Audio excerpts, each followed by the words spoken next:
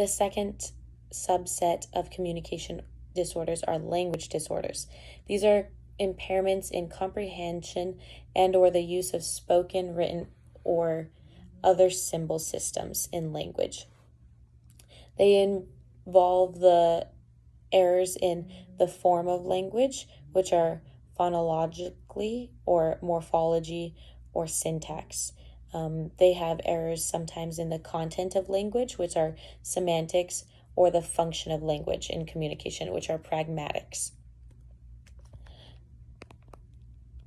So secondly, in the form of language, so phonology is the sound system of language and the rules that govern the sound combinations. So this is going to be a student that doesn't pronounce their sounds correctly.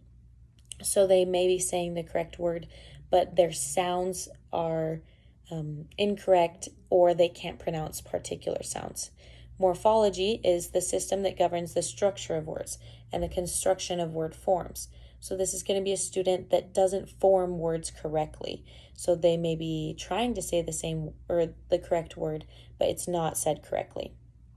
Syntax is the system governing the order and combination of words to form sentences and the relationship among the elements within a sentence. So this is going to be a student that can't make sentences correctly.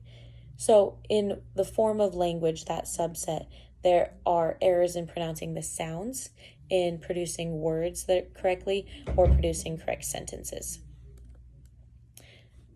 Next is the content of language, which is the semantics. So the semantics are the system that governs the meaning of words and sentences.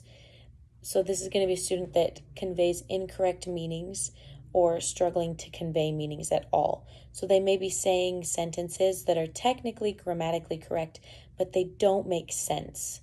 They have no meaning, or a student that is trying to say something and you can tell they're frustrated or happy, but what they're saying doesn't match their tone and their mood. Next is the function of language, which are pragmatics, which are the system that combines the above language components in functional and socially appropriate communication. So this is going to be a student that's not going to be able to appropriately combine parts of language.